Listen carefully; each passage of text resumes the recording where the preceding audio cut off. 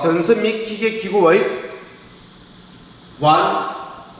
전선 및 기계 기구의 보안공사가 되겠습니다. 첫 번째, 과전류 차단기 시설입니다. 우리가 일반적으로 전기를 이렇게 본 걸 봤습니다. 이렇게 전기를 220V의 전압으로 다운시켜서 큰 전압을 전기를 공급받는데, 한 가닥의 전기는 뭐다? 땅하고 연결되어 있다 그죠? 이걸 접지선이라고 그랬습니다. 접지도체라고 이야기했죠. 지금 바뀌었습니다. 접지도체. 자, 그러면 요게 우리는 전압척 전선이고요. 요걸 우리는 뭐라 했습니까? 아래쪽을 접지척 전선이라고 이야기했죠. 전선 이렇게 해서 전기를 공급받아서 모터에서 공급받아서 사용하고 있습니다. 그럼 이러한 전기를 쓰고 있는 이 부하 외함도 땅하고 연결되어 있죠. 이렇게 연결되어 있는 이러한 형태로 우리가 전기를 쓸 겁니다. 근데 요 선에 과전류가 흐르면은 그 선에 흐르는 전기를 차단하기 위해서 중간에 뭐 달아줍니까? 퓨즈나 차단기를 이렇게 설치하는 거죠. 그래서 이 전선에 흐르는 전류, 허용 전류보다 많은 전류가 흐르면 차단기 떨어져서 전선이 불나기 전에 전기를 끊어버리는 거죠. 그게 우리 가전류 차단기나 차단해서 퓨즈나 배수능 차단기를 달아주는 목적은 이 전선이나 이 제품을 보호하기 위해서 달아주는 겁니다. 근데 이 퓨즈나 가전류 차단기가 달면 안 되는 장소가 있습니다. 어떤 겁니까? 뭐죠? 요선. 이 접지선은 사고 전기가 흘러가게끔 만드는 게 접지선이죠. 접지도체가 되겠습니다. 요걸 퓨즈를 달아서 큰 사고 전류가 흘러갈 때 퓨즈가 끊어져서 위와 아래가 선선이 끊어져 버리면 사고 전기가 갈 데가 없지 않습니까? 그렇게 하면 안 된다는 거죠. 그래서 이 접지도체는, 이 접지공사한 접지도체는 퓨즈를 달면 안 돼요. 또 어디에 달면 안 되냐면은 여기에 달면 안 됩니다. 접지공사를 한 자가공전선의, 이 접지공사를 한 자가공전선의 접지적 전선, 요 전선에는 퓨즈를 달면 되지 않습니다. 이거 달면 안 돼요. 그리고 다선식 전류의 중성선이라는 건 뭐냐면은 우리가 변압기가 한 개가 아니고 이 변압기를 한 개, 두 개, 세 개를 달아서 우리는 이거는 L1 전기, 이거는 뭐다? L2 전기, 이거는 뭐다? L3 전기, 이런 식으로 전기를 변성시켜요. 그리고 남아있는 전기 요걸 다 모아서 이걸 우리는 N상이라고 해요. 중성시라고 합니다. 이걸 우리는 접지를 잡아주거든요. 그래서 단상일 때는 이 한 가닥을 접지를 잡지만은 이렇게 3,3 전기를 다운시킬 때는요, 요 중성선을 접지를 잡아주는 겁니다. 이럴 때 다선식 전류의 요 중성선, 이것도 요 선하고 같은 개념이 되는 거죠. 그래서 요 놈도 역시 망하지 않는다. 중간에 퓨즈나 차단기를 달지 않는다. 이렇게 되어 있는 겁니다. 그래서 저압조를 사용하는 퓨즈입니다. 퓨즈를 달았다. 이게 퓨즈를 이렇게 달았습니다. 전선에. 그럼 과전류가 흘러가면 이 퓨즈가 끊어지겠죠? 퓨즈가 끊어집니다. 근데 이 퓨즈가 20A짜리라고 가정합시다. 그리고 이게 어떠한 의미를 가진가를 설명하도록 하겠습니다. 자, 20A짜리 퓨즈 같은 경우는 여기에 전류가 20A가 흘러가면 퓨즈가 어떻게 될까요? 끊어질까요? 안 끊어질까요? 안 끊어집니다. 왜? 20A짜리 퓨즈는 여기에 해당되죠? 그래서 여기에 해당되는 특성을 가져야 되는데, 여기서 불융단 특성, 즉 요 퓨즈의 전격 전류 몇 배? 1.25배의 전류가 공급이 되면은 까지는 융단, 끊어지지 않습니다는 뜻이에요. 끊어지면 안 됩니다. 희한하죠? 요 용량 20A 퓨즈면 우리가 생각할 때는 20A가 들어오면, 그 이상이 들어오면 끊어진다고 생각하지만은 안 끊어져요. 그래서 1.25배의 전류에 대해서는 끊어지지 않고, 그럼 몇 배의 전류가 들어오면은 1.6배 이상의 전류가 들어오면 끊어진다는 거죠. 그래서 1.6배 이상의 전류가 들어오면 융단, 끊어집니다. 이렇게 되는 거예요. 근데 끊어지는데 얼마나 끊이냐? 1.6배의 전류, 20 곱하기 1.6배의 전류가 들어오면 바로 끊어지냐? 아닙니다. 동작 시간은 60분 이내에만 끊어지면 되는 거예요. 60분 이내만 끊어지면 된다. 자, 그래서 용량별로, 퓨즈 용량별로 또 견디는 전류와 동작 전류와 동작 시간이 또 다 틀려요.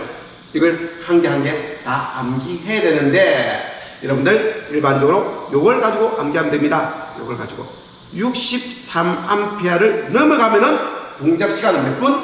그냥 120분.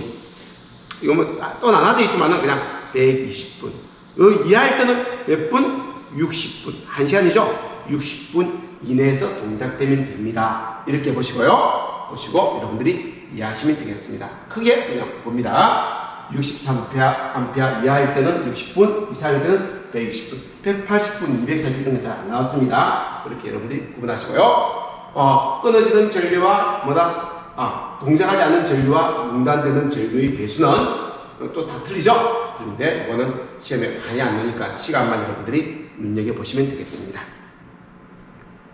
자, 다음으로는 과전류 트립 동작 시간과 특성, 산업용 배수용 차단기입니다. 퓨즈가 아니고 배수용 차단기요. 여러분들 쓰는 차단기입니다. 그 차단기도 아까 퓨즈와 똑같죠? 뭘 기준으로? 64만페를 기준으로 이하일 때는 몇 분? 60분. 이상일 때는 120분. 이렇게 보시면 되는 겁니다. 이것도 가정집에 사용하는 배수용 차단기도 마찬가지로 64만페 이하일 때는 60분, 초과한다면 120분.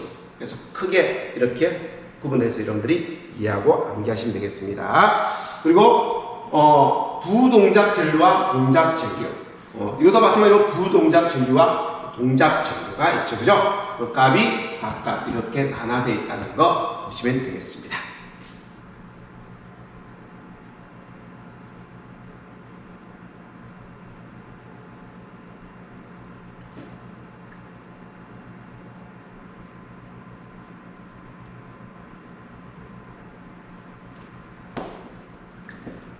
그래서 아까 표에 본 것처럼 표가 다 나온 게 아니고요. 본 거는 아까 저압 퓨즈와 산업용 배수용 차단기 요 두 개만 지금 표에 나온 거거든요. 그리고 가정용 배수용 차단기 있는데 그거 구분하지 마시고요. 그냥 고압에 사용하는 비포장 퓨즈와 고압에 사용하는 포장 퓨즈는 뒤에 또 넣을 겁니다. 뒤에 배울 때 넣는데 이걸 다 정리해서 본다면 같은 개념으로 본다면 동작 시간을 물어보면요. 64만 피아 이하는 몇 분? 60분. 60, 이게 60이라는 게 60분에 60 이런 식으로 여러분들이 느낌을 가져오면 돼요. 60분에 64만 피아 이하는 60분. 그걸 초과하면 몇 분? 120분에 동작하면 됩니다. 이렇게 여러분들이 봐주시고요. 동작 시간은. 그리고 자, 고압에 사용하는 비포장 퓨즈와 고압에 사용하는 포장 퓨즈는 각각 동작 시간이 비포장은 2분, 포장은 120분. 이렇게 암기하는데 포장이 안 돼 있으면 잘 상하죠. 포장, 진공 포장이 돼 있으면 잘 상하지 않죠. 그런 느낌으로 포장 안 된 거는 2분 이내에 동작이 돼야 되고 포장이 된 거는 120분 이내에 동작이 되면 된다. 시간이 좀 더 길다. 그런 느낌으로 여러분들이 암기하시면 되겠습니다. 그리고 앞에는 동작하지 않는 전류값이고요. 배수고 뒤에 거는 동작해는 배수죠. 그래서 산업용 배수용 차단기는 1.05배는 동작하면 안 되고 1.3배 동작이 돼야 되고요. 저압 퓨즈는 1.25배 동작되면 안 되고 1.6배 동작이 되고요. 포장이 아닌 비포장 고압 퓨즈는 1.25배 동작이 되면 안 되고 2배 동작이 돼야 됩니다. 그리고 포장 퓨즈는 1.3배 동작이 되면 안 되고 2배 동작이 돼야 되는데 순서가 1.05, 1.25, 1.25, 1.3이죠. 그죠? 그리고 1.3, 1.6, 2입니다. 이런 느낌, 순서를 가지고 산업용 배수용 차단기와 저압 퓨즈와 비포장 퓨즈, 포장 퓨즈. 퓨즈가 뒤에 있죠. 그죠? 이런 느낌을 가지고 순서대로 암기하시면 되겠습니다. 자, 누전이 되고 나면은 사람을 보호할 수 있는 차단기가 뭡니까? 바로 누전 차단기예요. 그래서 이 누전 차단기는 법적으로 반드시 설치하게 되어 있습니다. 근데 조그마한 전압을 사용하는 거에도 우리도 어디에 누전으로 인해서 사람을 보호할 수 있는 장치가 뭡니까? 누전 차단기예요. 그래서 누전 차단기는 법적으로 반드시 설치하게 되어 있습니다. 근데 손전등을 쓸 때도 거의 누전 차단기 달았습니까? 그렇지 않지 않습니까? 그래서 일정 전압 이상의 전압을 사용자는 무조건 의무화되는데 그 전압이 몇 볼트라고요? 50볼트를 초과하는 전기를 사용하는 그 금속의 외함이 있는 부분은 그걸 보호하기 위해서 반드시 약간의 누전 차단기를 써서 따라서 그 부하의 전기를 공급해야 된다는 겁니다.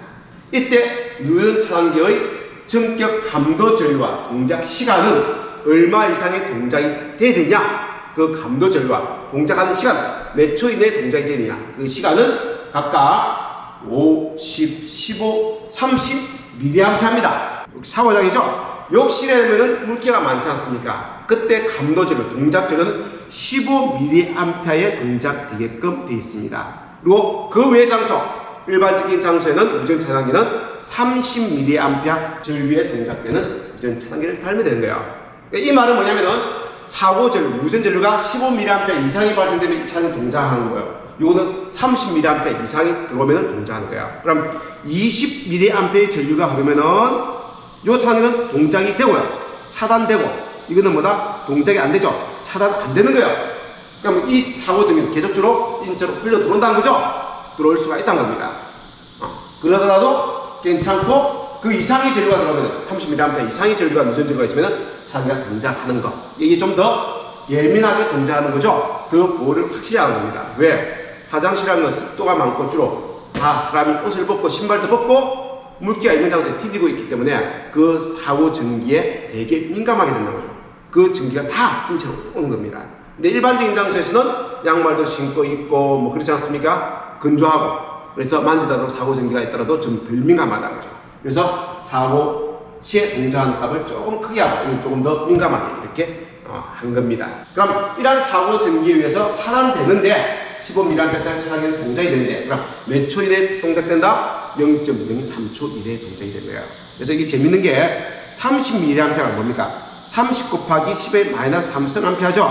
그럼 이게 몇 암페어냐면 0.03A예요.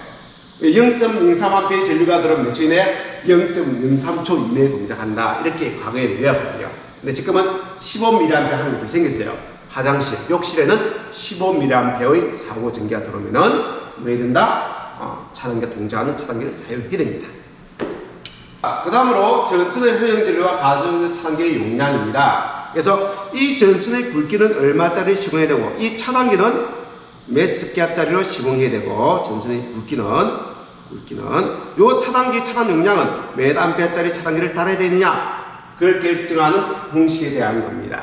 그래서 이 전선의 굵기는 앞에서 설명했죠. 이 모터의 전류라면 모터 전류의 합계에 모터 전류가 50A 이하라면은 몇 배? 1.25배. 모터 전류가 50A 초과한다면 1.1배의 여유계수를 두고 이 전류를 전선의 허용 전류로 보고 전선의 굵기를 정해야 된다. 이런 말씀을 드렸습니다. 그럼 이 차단기의 용량은 얼마짜리 달아야 되냐? 그 차단기 용량은 이 전선의 허용 전류가 나왔으면 그 전류 2.5배 이하에서 동작하는 차단기를 달아주든가 또는 이게 모터 전류가 있다면 모터 전류의 3배 이하에서 동작하는 차단기를 달아주면 됩니다. 자, 그걸 공식으로 만든 게 이 공식이죠? 이 공식입니다. 전선의 허용 전류는 모터 전류가 있다면 그 모터 전류의 합계에다가 그 모터 전류가 50A 이하의 전류라면 여기서로서 그 모터 전류에다가 1.25배를 곱한 이 전류에 견디는 전선의 굵기를 정해야 되고요. 이 모터 전류가 50A를 초과한다면 여기서 1.1을 곱해서 그 전류에 견디는 전선의 굵기를 정해야 되는데 그러면 모터 전류는 여기서 곱하지만은 그 외에 전열기 부하는 그냥 그 전류를 더한 겁니다. 그래서 이런 모터 부하가 있으니까 거기에 더하고 여기서 곱해서 그 전류에다가 그냥 모터 부하 아닌 전등 부하한테 더해서 그 전류 전체의 전류를 허용 전류 보고 이 전선의 굵기는 그럼 여기 흐르는 전류, 여기 흐르는 전류, 여기 흐르는 전류의 합계를 흘릴 수 있는 전류의 굵기를 정해야 된다는 거죠. 그럴 때 이때 모터 전류는 그냥 더하는 것이 아니고 여기서 곱한 값에다가 그 전열기 부하를 곱한다는 거죠. 예를 들면은 요 전류가 15다. 요 전류가 30이다. 요 전류가 30이다. 요 전류가 30이다. 그럼 이 전선의 굵기는 얼마짜리 전류에 견디는 전선을 쓰면 된다고요? 30이니까 90A에 견디는 전선을 쓰면 된다? 아니라는 거죠. 얼마를 써야 된다고요? 여기에 30A니까 30 더하기 30이 얼마입니까? 이게 60. 그럼 60이니까 여유계수 얼마를 본다고요? 곱하기 1.1배를 본다는 거죠? 곱하기 1.1 더하기 30. 그럼 66 더하기 30이니까 뭐다? 96A에 견디는 전선으로 시공해야 된다. 이렇게 구한다는 거죠. 그럼 이 차단기 용량은 얼마나 해야 된다? 차단기 용량은 이 전선의 허용 전류를 그럼 100A짜리 전선을 썼다. 그렇게 하면 그 100A의 몇 배? 2.5배. 그래서 2.5 곱하기 100A의 용량을 가진 차단기를 달든가 또는 요 공식에서 모터의 합계가 얼마입니까? 아까 30, 30 다니까 뭐다? 60이죠? 그래서 60, 못하는 기동식, 기동 절과이기 때문에 모타의에 들어가는 이 간선 차량 용량을 구할 때는 3배를 곱해줘요. 더하기 뭐? 전열기 부하 30이죠? 그럼 36은 180 더하기 30이니까 210이 되겠네요. 210A짜리 차단기를 달거나 또는 여기에서 계산하니까 250A짜리죠? 요 차단기 중에서 하나를 선정하면 돼. 그 중에서 어떤 값? 그 적은 값을 선정한다고 되어 있습니다. 그래서 210A에 공작하는 차단기를 달아주면 된다. 이렇게 적용을 하는 겁니다. 자, 우리가 일반적으로 이런 배납기에서 전기를 220V 만들어서 이 부하에다가 전기를 공급할 겁니다. 그럼 한 가닥은 220이고 한 가닥은 6V죠? 어떻게 합니까? 요 배납기 한 단자, 공급해준 한 단자를 땅하고 접지하죠? 이거 접지합니다. 그리고 이 제품 외부도 뭡니까? 금속 제품은 접지를 하는 거죠? 그럼 이 접지를 하는 목적은 뭡니까? 그래서 배납기 2차적을 한 단자를 접지하는 목적은 바로 요 목적이에요.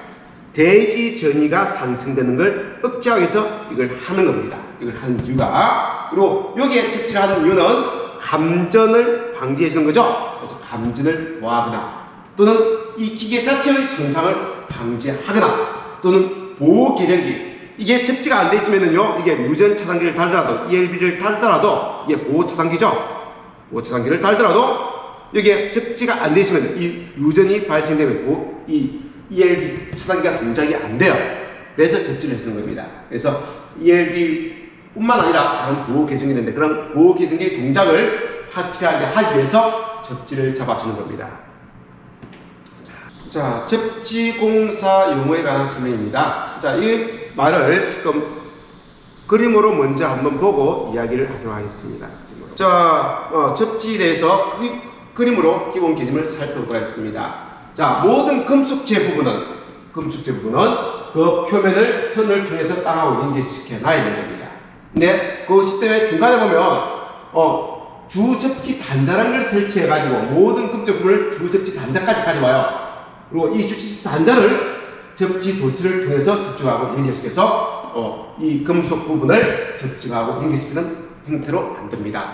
이럴 때 이 금속 부분을 접지 단자하고 연결되는 선을 우리는 뭐라 하냐면은 주접지 단자하고 연결되는 선을 보호도체라고 해요. 보호도체. 이걸 보호도체. 이 선을 보호도체라고 합니다. 그리고 이 주접지 단자하고 접지하고 연결시키는 선을 우리는 접지도체라고 합니다. 근데 과거에는 이 선도 접지선, 요 선도 접지선이라는데 그 두 개를 나눠서 주접지 단자를 기준으로 기기 외함하고 연결된 것을 보호도체, 주접지 단자를 기준으로 접지가 연결된 것보다 접지도체 이렇게 나누어서 용어를 설명하고 있습니다. 자, 그 다음 이거는 지금 안에 전기가 들어가지 않는 그런 보전체 부분이에요. 보전체 부분. 이거는 금속 배관이고요. 요거는 철구 같은 그런 보전체 부위입니다. 자, 이걸 직접 접지 단자하고 연결된 걸 우리는 본딩용 도체라고 해요. 본딩 도체라고 해요. 그래서 주등전이 본딩 도체라고 하고요. 자, 이걸 직접 주접지 단자하고 연결하는 게 아니고 옆에 있는 보호도체하고 연결시키는 거죠. 이렇게 연결시킨 이 등전이 본딩을 우리는 주가 아니고 보조 등전이 본딩용 도체라고 합니다. 이걸 본딩 도체라고 해요. 본딩 도체. 그래서 전기가 통하고 있지 않는 이런 금속관 안에 전선 없어요. 이것도 뭐다? 반드시 막이끔 돼 있다. 이 접지 단자하고 연결하게끔 돼 있는데 이 접지선을 우리는 보호도체나 접지도체란 말을 쓰는 게 아니고 본딩도체라고 이야기한다는 거죠. 본딩도체. 근데 이 본딩도체가 주접지 단자와 바로 연결된 걸 우리는 주등전이 본딩도체. 근데 본딩도체가 보호도체와 연결돼서 연결되는 걸 우리는 뭐다? 보조 등전이 본딩도체라고 이야기합니다. 이렇게 얘기한다는 거죠. 자, 그래서 그 용어를 보면 이렇게 돼 있죠. 보호도체라는 것은 감전에 대한 보호 등을 이유로 우리 기기 외함을 땅하고 연결시키는 그 선을 우리는 보호도체라고 이야기하더라. 그래서 그 보호도체는 기기 외함과 주접지 단자까지 연결하는 선을 우리는 보호도체라고 이야기하는 거죠. 자, 등전이 본딩이라는 건 본딩이라는 거죠. 등전이를 형성하기 위해서 도전부 상호간을 정기적으로 연결하는 걸 우리는 등전이 본딩이라고 합니다. 접지도체라는 것은 뭐였습니까? 접지 단자와 접지 극 사이를, 접지 단자, 접지 극 사이를 연결하는 도체를 우리는 접지도체라고 이야기합니다. 개통 접지를 뭐라고 합니까? 전기가 사용되고 있는 이 계통에 우리가 아까 N상이 있죠, 그죠? L1, L2, L3, N상을 접지하지 않습니까? 그러한 접지를 우리는 개통 접지라고 해요. 그래서 전력 계통에서 토발적으로 발생되는 이상 현상을 대비하여 대지와 계통, 전선을 직접 연결한 거예요. 중성점을 대지에 접촉하는 것, 이것을 바로 뭐다? 우리는 개통 접지라고 이야기합니다. 충전부라는 건 뭐냐면은 통상적인 운전 상태에서 전압이 걸리도록 되어 있는 도체, 이걸 우리는 충전부라는 거죠. 모터입니다. 모터 안에 뭐가 있습니까? 전선이 있지 않습니까? 그걸 우리는 충전부라고 하는 거죠. 충전부. 그건 반드시 땅하고 연결시키는 접지를 해야 되는 거죠. 노출 도전부라고 되어 있습니다.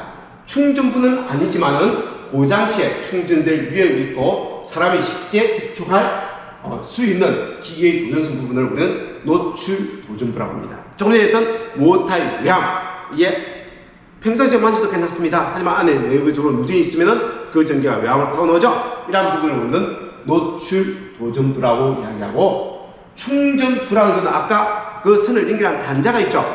직접적으로 그 모터를 전기를 공급하기 위해서 전선을 연결할 때 전선을 조인한 단자가 있을 거예요. 그 단자를 우리는 충전부라고 합니다. 그래서 직접적으로 전기가 통하고 있는 부분, 그걸 우리는 충전부라고 이야기한다. 중성점 다중접지 방식. 아까 이야기한 것처럼 중성선 L1, L2, L3 그리고 N상이 있죠. N상을 우리는 접지를 잡는데 한 번만 접지하는 게 아니고 그 N상을 여러 번 접지 잡는 걸 우리는 다중접지라고 합니다. 그래서 전력계통의 중성선을 대지에 다중으로 접속하고 배납기 중성점을 그 중성선에 연결하는 개통접지를 우리는 중성점 다중접지 방식이라고 이야기한다. 이렇게 용어를 설명하고 있습니다.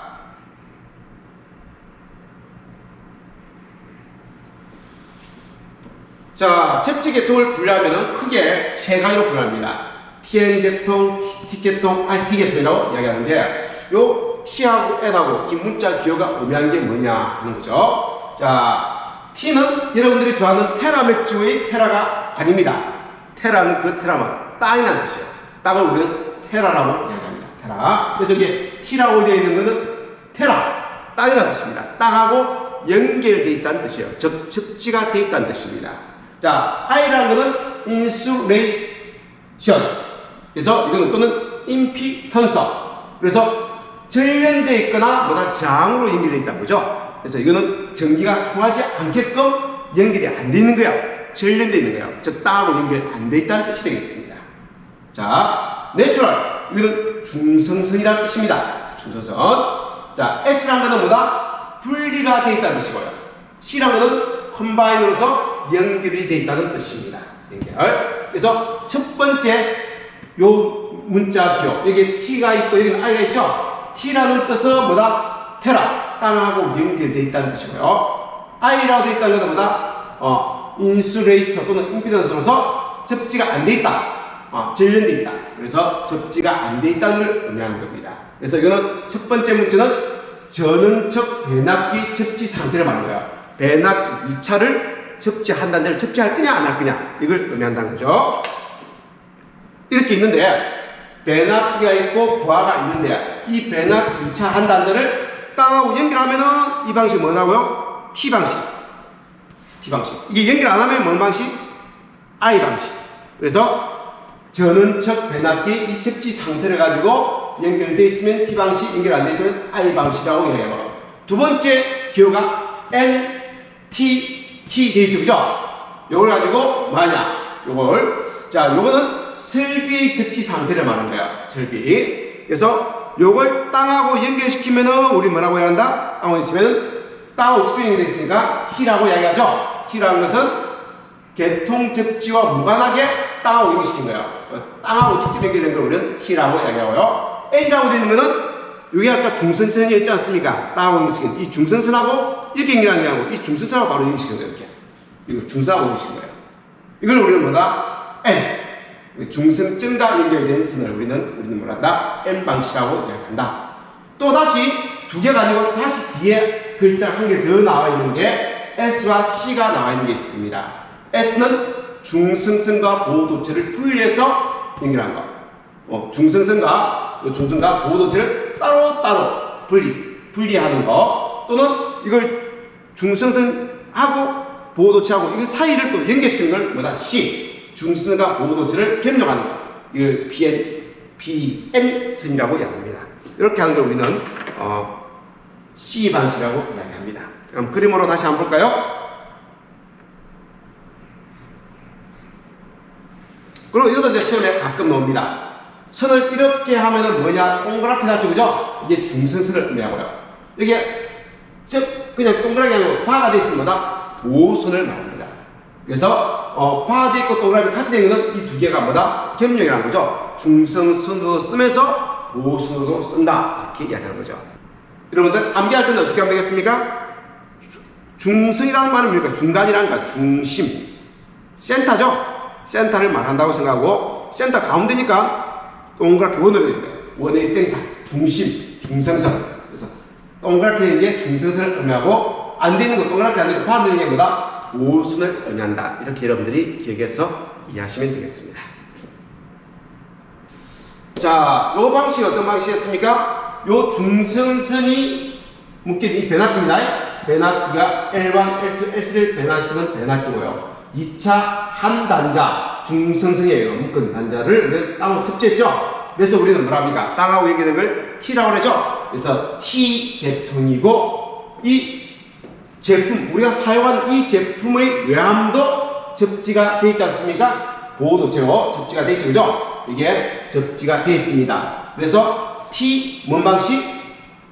접지가 되어 있는데 이 접지선이 뭐하고 연결되어 있습니까? 바로 연결되어 있습니까? 중성선하고 연결되어 있습니까? 이 중성선하고 연결되어 있죠? 그래서 이걸 TM 방식이라고 이야기합니다. TM 방식. 근데 이 중성선과 보호도체가 분리가 되어 있지 않습니까? N 따로, 중성선 따로, P, 보호선 따로 있죠, 그죠? 그래서 이걸 다시 S계통 이렇게 구분한다는 거죠. 자, 이건 TT 계통입니다. 중성선을 땅하고 연결시켰죠? 그리고 요 설비, 이 노출 도전부를 연결하는 선, 이게 P선, 보호도체죠? 이 보호도체를 가져와서 설비 보호 접지, 땅하고 연결시켰습니다. 그래서 땅하고 연결시킨 T계통입니다. 요것도 땅하고 연결된 T계통, 요것도 땅하고 연결된 T계통. 이거하고 연결되면 N계통인데, T계통. 그래서 TT계통이라고 이야기하는 겁니다. 그래서 요 수는 보호도체고, 요 수는 중성선이라는 뜻이죠. 중성선, 루트라스이라는 뜻이 되겠습니다.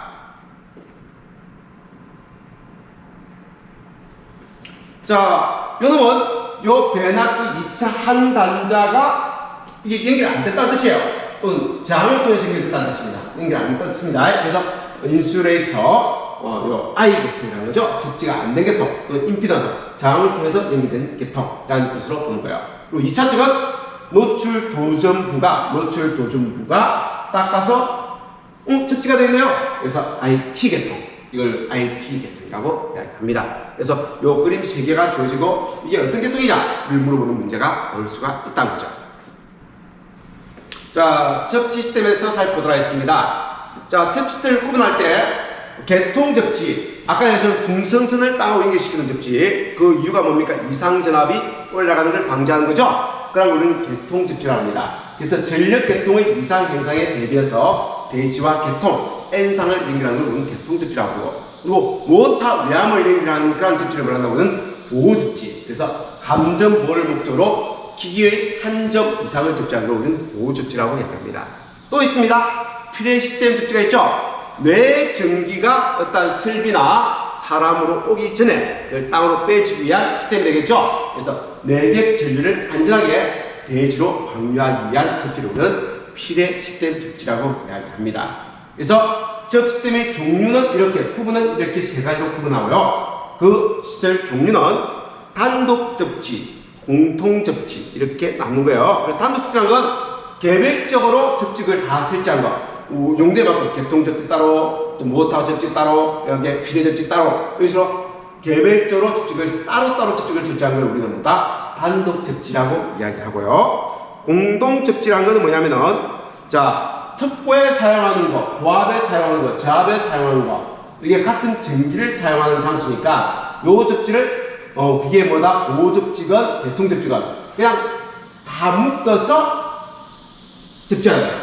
접지 단자에서. 이걸 우리 뭐란다? 공동 접지입니다. 근데 이럴 때 필요의 시스템과 통신 시스템은 우리가 전기가 쓰고 있는 이 시스템과 종류가 틀리죠? 이건 따로 이렇게 하는 거예요. 이걸 공통 접지라고 이야기합니다. 공통 접지. 그래서 특고압 접지 계통과 저압 접지 계통을 경쟁이 형상을 위해서 공통적으로 묶어주는 걸 우리는 공통 접지라고 이야기하고, 통합 접지라는 것은 이제 이 모든 것을 통합한 거예요. 통합하는 겁니다. 그래서 요 아래처럼 이 모든 것, 개통 접지, 보호 접지, 피해 시스템 접지, 이런 통신 접지까지 다 뭐다? 통합해서 공통적으로 접지 단자에서 묶어준 거예요. 이걸 우리 통합 접지라고 이야기한다. 자, 시스템의 구성 요소는 접지극이 있고요. 쭉 따라오는 접지 도체라고 그러죠. 그리고 이게 단자대, 접지 단자대가 있고, 그 위에 접지 단자대에서 실제 그 제품하고 연결된 걸 뭐다? 우리는 보호 도체라고 했습니다. 이런 걸로 접지 시스템이 구성되어 있다. 자, 다음으로 접지극 시설 및 접지 자에 대해서 살펴보도록 하겠습니다. 자, 그림으로 먼저 살펴볼게요.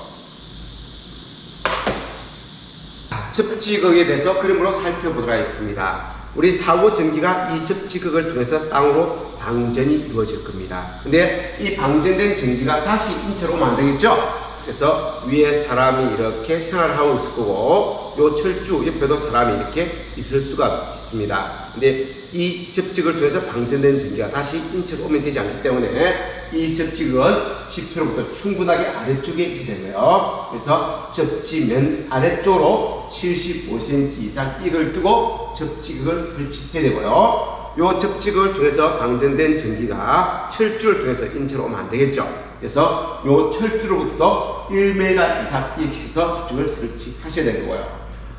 이 접지극을 전주, 철주 하단에 설치할 때는 3cm 이상의 이격을 두고 설치하셔야 되는 겁니다. 그래서 이 접지극으로 사고 전기를 보내주기 위해서 이 접지선이 연결되는데, 접지 단자가 이 접지 단자를 보호하기 위해서 우리가 2mm 이상의 합성 수지가 나와서 이 접지 도체를 보호해야 되는 겁니다. 이때 그 보호 반경은 지표면하 75cm 이상, 즉 0.75m 이상, 지표면 상 위쪽으로 2m까지는 조금 전에 말씀드렸던 2mm 이상의 합성 수지관으로 보호를 하셔야 된다는 거죠. 근데 이러한 접지극을 별도로 설치 안 하고 땅에 묻혀있는 수도관을 접지로 대신 사용할 수가 있습니다. 그런데 무작정 수도관을 접지로 쓰는 게 아니고 그 접지 장갑이 충분히 적을 때 방전이 이루어지겠죠. 그죠? 그래서 이 접지 장갑이 측장갑이 3옴 이하일 때만 이걸 접지로 활용을 할 수가 있습니다. 그러면서 요 규격은 수도관 규격이 75mm 이상, 규격이 75mm 이상의 안치름이고, 그 접지장의 측장값이 3옴 이하일 때만 이것을 접지극 대신으로 수도관을 활용을 할 수가 있다는 거죠. 근데 요 두께가 75mm를 미만 안 되는 장소에도 쓸 수가 있는 규정이 있습니다. 즉 75mm 이상 되는 위치로부터, 즉 분기점으로부터 5m 이하까지는 요 규정을 따라 주는 거예요. 그래서 3옴 이하일 때는 이것을 접지로 활용을 해서 이렇게 원하는 부분을 보호할 수가 있는 겁니다. 근데 75mm 미만 되는 이러한 물기가 분기점으로부터 5m를 초과한다면 이렇게 해서 접지극으로 활용을 할 수가 없다는 거죠. 근데 또 하나의 규정이 되어 있습니다. 이 장갑이 3옴보다 더 적은 접지 장갑이 2옴 이하일 때는 5m를 초과할 수 있다. 즉 다른 말로 하면은 굵기가 가능한도 2옴 이하일 때는 접지로 활용이 가능하다는 거죠. 자, 이걸 텍스트로 한번 살펴보도록 하겠습니다. 접지근 지표면으로부터 75cm 이상의 깊이에 매설이 된 거고요. 접지근 철주로부터는 옆면으로는 1m, 그리고 밑면으로는 30cm 이상을 이격을 해야 됩니다. 그리고 접지는 전련전선 역시 OW, O형 전선은 되지 않습니다. 그리고 캡타의 캡을 또는 케이블을 사용하게 됩니다. 접지선은 지하 75cm로부터 측표상 위로 2m까지는 2mm 이상의 합성 수지관으로 보호를 해주셔야 되고요. 그리고 수도관을 적극적으로 활용할 때는 원칙은 3호 이하고 굵기가 75mm 이상이 되는 거죠. 단 수도관의 굵기를 구애받지 않고 하기 위해서는 2호 이하면은 그 굵기가 75mm 이하에도 가능하다는 거죠. 그리고 건물의 철골도 적극적으로 활용이 가능합니다. 건물을 질 때 여러분들 철골을 하고 하이빔을 받고 거기다가 건물을 짓죠. 그 철골 자체도 적극적으로 활용이 가능한데 그때 원칙은 2호 이하에만 적극적으로 활용이 가능합니다. 그래서 암기할 때는 수3, 5-3이 아니고 수3, 0이 처리할 때 처리. 그래서 수도관은 3호 이하, 철골은 2호 이하. 근데 수도관이 3호 이하일 때는 그 굵기는 75mm 이상의 굵기 또는 붕지점으로부터 5m 이내가 돼야 되는데 그걸 지키지 않을 때는 그걸 구애받지 않을 때는 2호 이하면은 원칙을 구애받지 않는다는 거죠. 자, 그러면은 접지극으로 연결되는 접지도체 우리가 두 가지가 있죠. 접지극이 땅에 묻혀 있고 요 접지극하고 이게 접지 단자를 연결시키는 이 사이 선 이걸 우리는 접지도체라고 이야기하고 요 단자로부터 우리가 원하는 기기 대상 표면까지 연결하는 선을 우리는 보호도체라고 해요. 그래서 이 접지도체와 접지극하고 연결되는 접지도체와 기기 외함하고 연결되는 보호도체의 굵기는 얼마를 해야 되냐 이렇게 나와있죠. 그래서 큰 전류가 흐르지 않는 경우는 그 굵기를 풀이 생긴 경우는 6스키아 그리고 철제인 경우는 철로된 경우는 50스키아 이상이 됩니다. 근데 접지도체에 피레 시스템이 접속된 경우 큰 사고 전기가 온다는 거죠. 그래서 번개 같은 경우는 큰 전류가 있죠. 그럴 때는 이 굵기는 조금 더 굵어져야 된다는 거예요. 그래서 피레 시스템이 접촉된 경우나 큰 고장 전류가 흐른 경우는 16스키아 이상, 50스키아 이상의 구리와 철제를 이용할 수가 있습니다.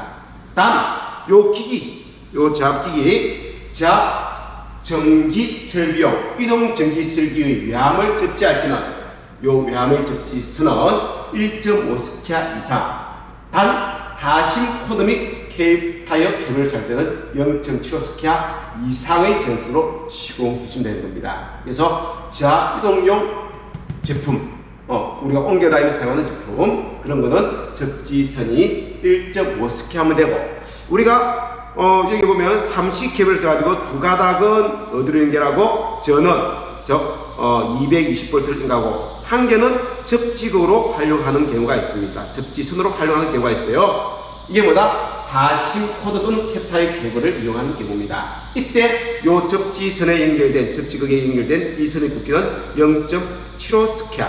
그래서 여러분들 컴퓨터하고 연결된 선을 잘라보면은 이거 두 가닥은 전원선이고 한 가닥은 접지선인데 그때 그 선의 굵기가 0.7예요. 그걸 의미하는 겁니다.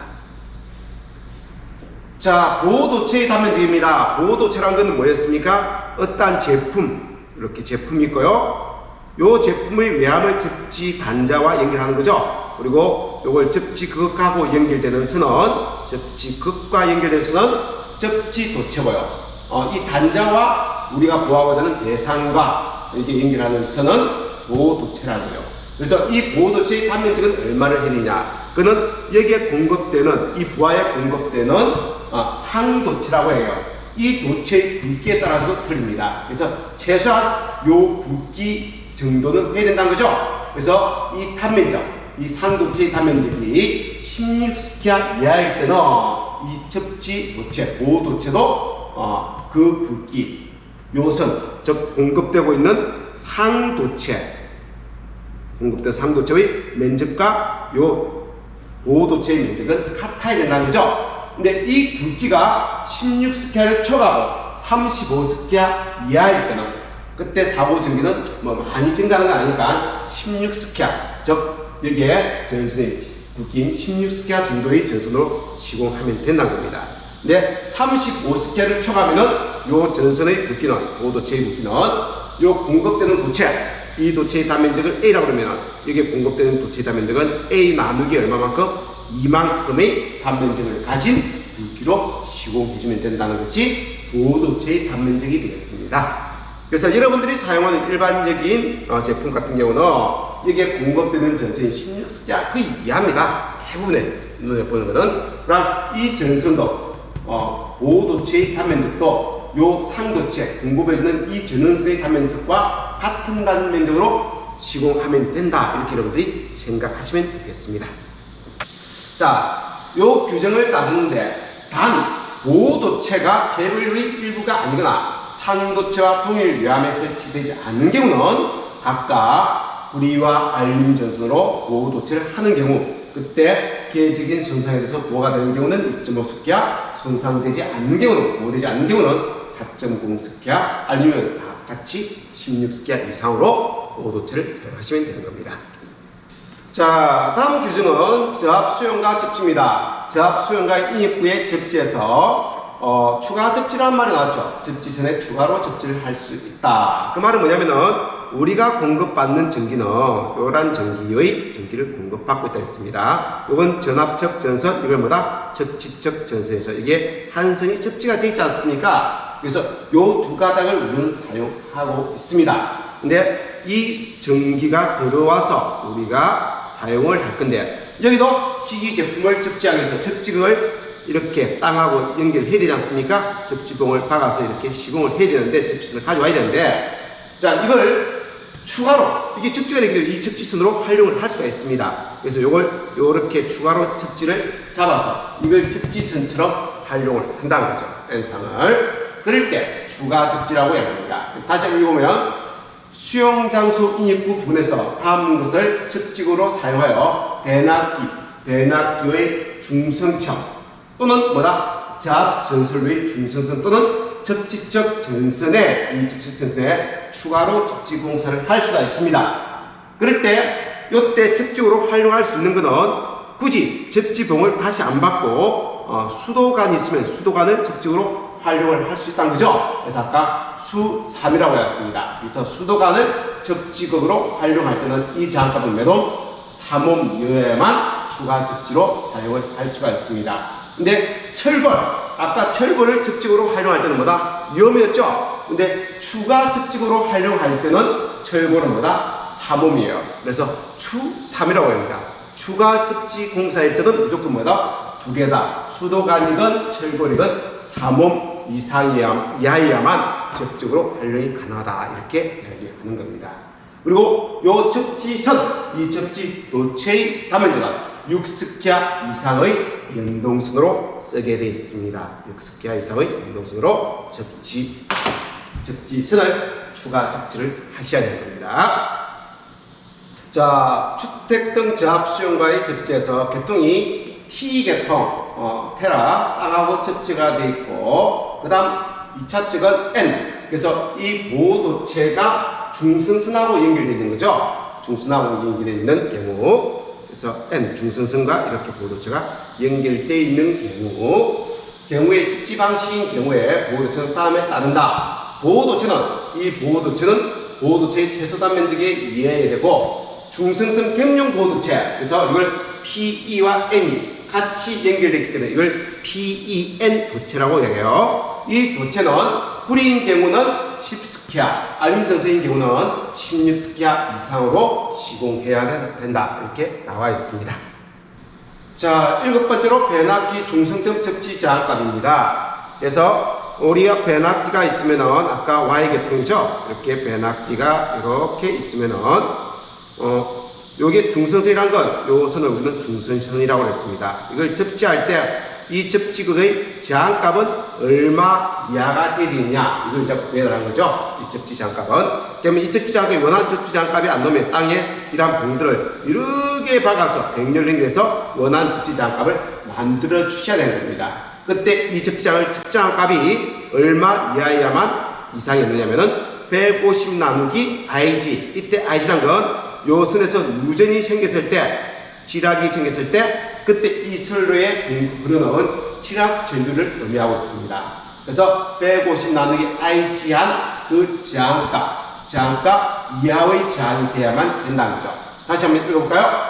고압 또는 극고압 전류의 1cm란 전류를 150으로 나눈 값 이하이 된다. 또는 고압 특고압 전류 또는 사용 전압이 35kV 이하의 특고압 전류가 저압 전류와 혼초하고 저압 전류의 대전압이 150V를 초과하는 경우는 차단 장치를 해야 됩니다. 그래서 2초 이내에 차단 장치를 한 그런 소요인 경우는 150이 아니고 300 나누기 IG한 저항값을 할 수 있고요. 1초 이내에 차단기를 설치한 경우는 600 나누기 IG한 저항값으로 할 수 있다는 겁니다. 그럼 이 저항값이 적으면 적을수록 좋은 거예요.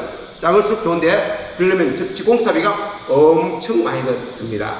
그래서 사고 시에 사고를 차단을 빨리 한다면, 일주일에 빨리 한다면 이 저항값이 조금 크더라도 차단기가 보호를 해주기 때문에 이상이 없다는 거죠. 그래서 150이 아닌 600 나누기 IG 하면은 저항값이 크겠죠? 그렇게 공사하더라도 상관없다. 이런 의미가 되겠습니다. 그래서 보호장치를 한 경우는 이 접지 저항값이 조금 크더라도 이렇게 질환이 생긴 경우 그런 선료를 끊어주기 때문에 이 저항값이 크더라도 괜찮다. 이렇게 여러분들이 이해하시면 되는 거죠.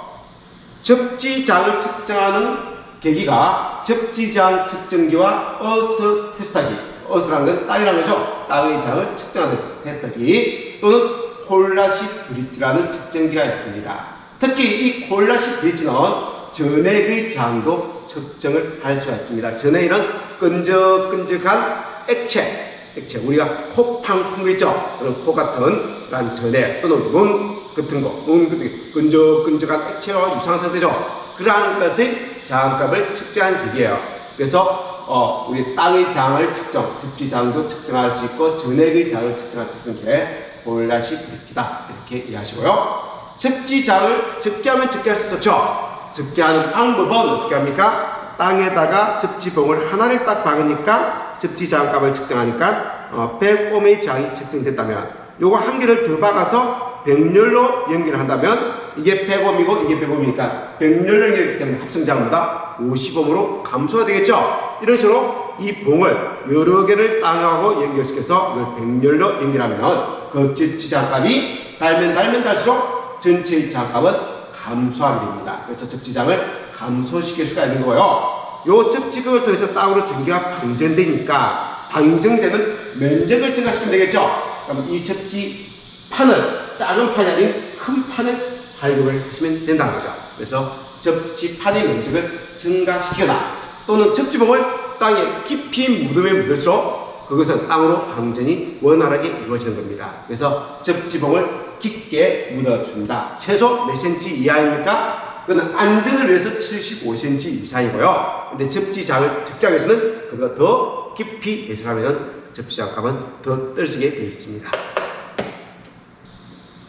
자, 피레 시스템입니다. 그래서 낙뢰로부터 건물을 보호하기 위해서 높은 건물의 낙뢰 피레 시스템을 설비를 하게끔 되어 있습니다. 그 대상이 지상 20m 이상의 건축물, 구조물은 반드시 그 상단에 피레 설비를 하게끔 되어 있고요. 또 이 건물 이상이 아니더라도 전기 설비 및 전자 설비 중 낙뢰로부터 보호할 필요가 있는 설비, 전산시라든지 이런 것들은 피레 설비를 하게끔 되어 있습니다. 이때 피레 시스템은 우리가 크게 보면은 건축물이 있으면은 그 건축물을 보호하기 위해서 제일 위에 피레침이라는 게 있죠. 돌침부가 있습니다. 이게 뭐다? 피레 설비, 수레부가 되겠습니다. 수레부. 즉, 낙뢰 전기를 받아들이는 부위, 수레부가 있고요. 또 뭐가 있습니까? 이 전기를, 받아들이는 전기를 땅으로 연결해주는 인하도선이 있고요. 또 이 전기를 땅으로 방전시키기 위한 접지거 이렇게 세 개로 이루어져 있죠. 그래서 수레부, 인하도선, 접지구로 이루어져 있습니다. 자, 이 수레부 시스템은 한 종류, 이게 지금 이야기하는 이런 피레침이라고 이야기하는 이런 부위가 바로 돌침 요소입니다. 돌침부로 할 수 있고요. 또는 건물이 옥상이 이렇게 되어 있으면 옥상 테두리에 이렇게 나전선으로 이렇게 쭉 둘러난 걸 봤을 거예요. 그래서 돌침이 아닌 이런 식으로 한 걸 우리는 수평도체라고 부르고요. 이런 수평도체를 좀 촘촘하게 또 이렇게 사이사이에 연결하면 이런 걸 우리는 메시 도체라고 얘기합니다. 이 요소 중에 한 가지 또는 그것을 조합해서 이 건축물을 보아게끔 되어 있습니다. 자, 그리고 건축물 구조물의 뾰족한 부분, 모서리 등에는 우선 배치해야 됩니다. 그런 부분에 난내가 잘 떨어집니다. 자, 그러면은 요 옥상만 보호되면 되느냐? 아니라는 거죠. 건물이 높으면은 요 옆으로도 번개가 치고 들어올 수가 있습니다. 그래서 이 건물의 높이가 60m를 초과하는 경우는 옆으로도 번개가 칠 수가 있다는 거죠. 요즘 초고층 건물이 많지 않습니까? 그래서 그게 건물이 높다 보니까 오히려 하늘 위에, 구름 위에 청수가 올라가는 경우도 있습니다. 그래, 구름이 낮게 깔리면은 그 구름에서 내운이 발생돼서 건물을 때리기 때문에 옆면으로 들어갈 수 있다는 거죠. 이런 높은 건물, 즉 높이가 60m를 초과하는 건축물은 옆면에 대한 보호 장치도 해줘야 되는 거죠. 즉 청내 보호도 해주셔야 되는 겁니다. 자, 인하 도선 시스템에 대해서 설명을 드리겠습니다. 건축물의 제일 위에 보호하기 위해서 있는 것이 이게 피레 설비였죠? 피레 설비였습니다. 요 전기를 땅으로 가져오기 위해서는 인하도선의 선으로 연결시켜준다는데 이 인하도선을 한 가닥만 연결하면 안 됩니다. 이걸 최소한 2개 이상을 이렇게 따로따로 연결해 주셔야 되는 거죠. 그래서 복수의 인하도선을 병렬로 따로따로니까 병렬이죠. 구성해야 됩니다. 다만 건축물 구조물과 분리된 필수적인 경우는 예로 되어 있습니다. 그리고 땅으로 연결된 경로는 최단 경로, 꾸불꾸불 가면은 안 되겠죠? 빨리 전기가 빨리 나야 되니까 최단 경로로 되도록 설계를 하셔야 될 겁니다. 그럼 이 끝에 우리가 접지극이라는 걸 연결하죠? 이 접지극은 역시 접지극을 이런 식으로 배치하면은 수직 접지극, 옆으로 배치하면 수평 접지극 이렇게 하고요. 선을 아예 이런 식으로 땅에다가 쭉 묻어줍니다. 이렇게 묻어줘서 이 선을 통해서 연결하면은 이걸 한상 도체 접지극이라고 이야기하고요. 그리고 기초 접지라는 건 이것도 마찬가지로 메시 방식으로 이 선을 이런 식으로 메시 방식으로 이렇게 해서 묻어주는 방식을 우리는 기초 접지극, 다른 말로 메시 접지극이라고도 이야기합니다. 이렇게 이야기하는 방식 총 3가지가 있습니다. 그래서 이걸 A 접지극, 이걸 B 접지극 이렇게 이야기하는데 주로 A 접지극, 접지봉을 이용한 방식이 현장에서는 많이 사용되고 있습니다. 자, 절로 전선에 연결하는 피레기를 실어줄 장소에 살펴보도록 하겠습니다.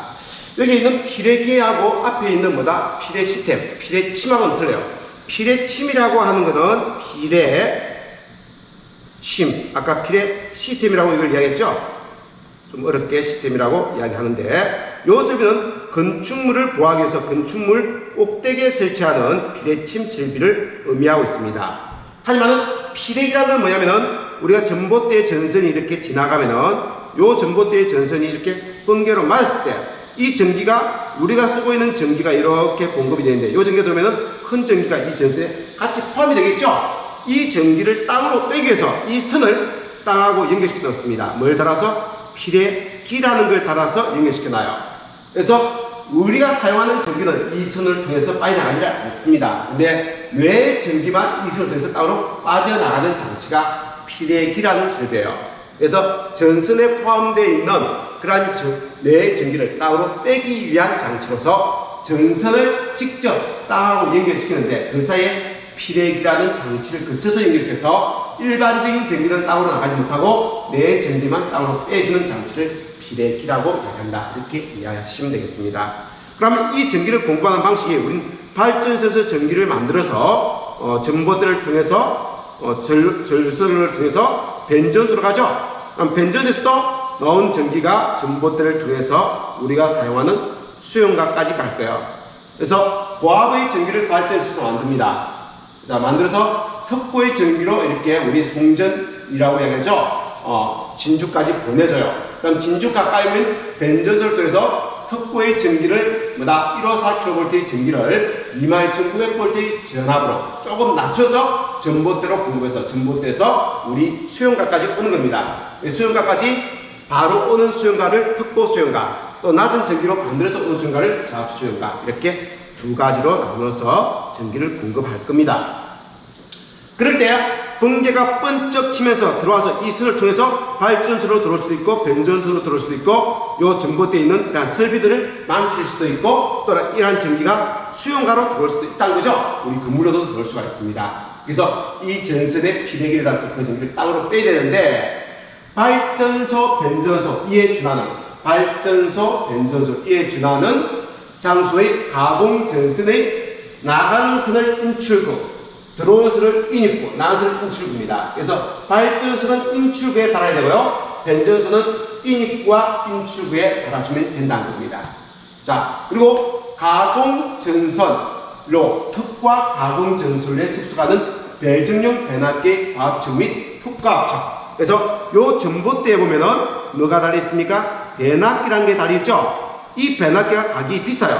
그럼 이 변압기를 구하기 위해서 그 변압기 1차 척에 여기에 피레기를 달아줍니다. 그리고 전선하고 연결시키는 거죠. 그래서 여기에 내 전기가 포함되면 그 전기는 뭘 통해서? 이 피레기를 통해서 땅으로 빠져나가버리고 깨끗한 전기만 우리가 변압기를 거쳐서 변전이 되는 겁니다. 그래서 턱과 가공 전선에 접속되는 배정용 변압기를 구하기 위해서 그 1차 척의 전선에 피레기를 달아주는 겁니다. 그래서 변압기 고압척 또는 특고척이죠. 1차 척을 우리는 고압척 또는 특고척이라고 했고요. 자, 세 번째, 고압 및 특과 가공 전선으로부터 공급받는 수용장소의 인입구, 또 수용장소의 인입구죠. 여기에도 마찬가지로 수용가로 공기가 들어오는 걸 방지해서 달아줘야 될 겁니다.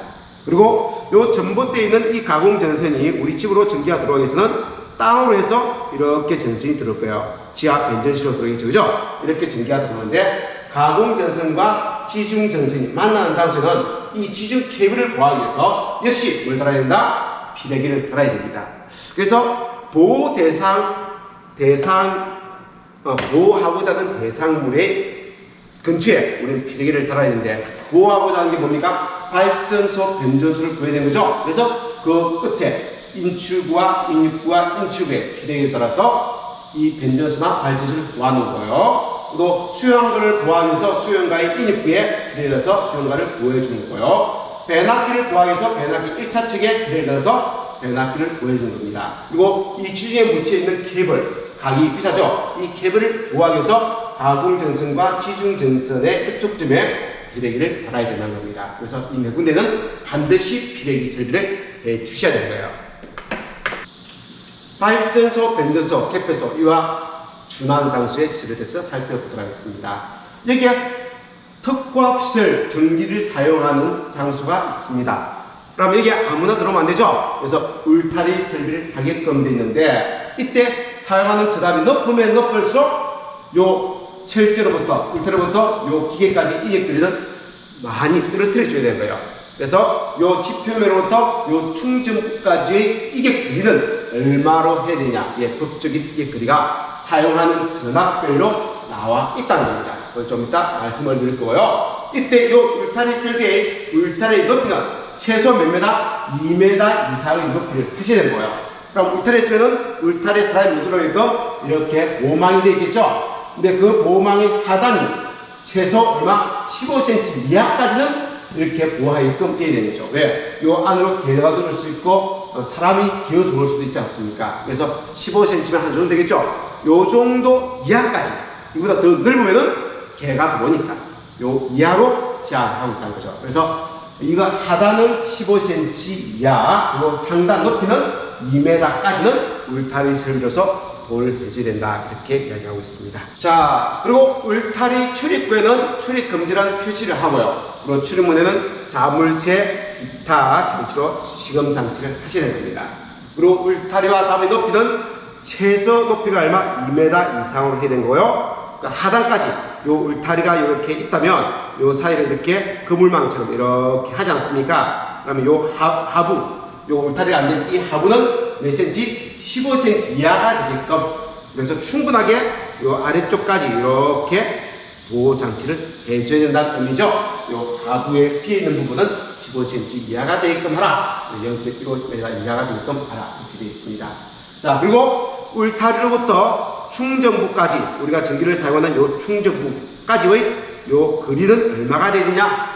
그래서 고압일 때는 이 거리는 4m, 시가지에 쓸자 때는 4.5m, 그리고 이것이 35kV 이하의 턱고일 때는 요 거리가 5m, 35kV에서 160kV까지는 이 길을 좀 더 띄어야 됩니다. 몇 메다? 6m가 되게끔 해야 됩니다. 그리고 160kV를 넘을 때는 6m에다가 160kV를 초과하는 10kV마다 단수 0.12m를 더한다고 되어 있습니다. 이렇게 돼서 계산을 하셔야 될 겁니다. 자, 예를 들면은 우리가 3, 4, 5kV다 이렇게 되어 있죠. 그럼 이 전기를 사용하는 이러한 기기가 있습니다. 그럼 울타리 설비를 한 경우, 이렇게 울타리 설비를 한 경우는 지표면부터 요 충전부까지, 전기를 사용하는 충전부까지 이 거리는 얼마가 되게끔 이렇게 나야 됩니다. 여기 구한다는 거죠. 6 플러스, 자, 얼마를 초과하는 거? 160을 초과하는 거니까 345에서 마이너스 160을 뺀 것이 초과분이 되겠죠? 요것마다, 요거 초과하는 성분에 대해서 몇 킬로볼트마다? 10kV마다. 그래서 나누기 10을 한 것, 요 값에다가 곱하기 얼마를 준다고요? 0.12를 더해 주는데, 요때 값을 구하면 얼마 되겠습니까? 자, 초가분은 3, 4, 5에서 160을 빼니까 180보다 5가 될 겁니다. 185를 10으로 나누면은 18.5가 되겠죠? 18.5인데, 요 값, 이게 10kV를 초과하는 단수마다 이런 뜻이에요. 근데 18.5기 때문에 이건 무조건 그 값은 절상하게끔 되어 있습니다. 그래서 18.1이라도 뭘로 본다고요? 19로 본다는 거죠. 절상이라는 것은 소유점 이하는 무조건 1 올려주는 겁니다. 그걸 우리 절상이라고 해요. 그래서 식은 6 플러스 19 곱하기 0.12. 그래서 요 단수마다 0.1m를 더하기 때문에 19 곱하기 0.1을 내준다는 뜻이죠. 요거 단 길이만큼 이걸 시켜줘야 된다. 이렇게 되어 있습니다.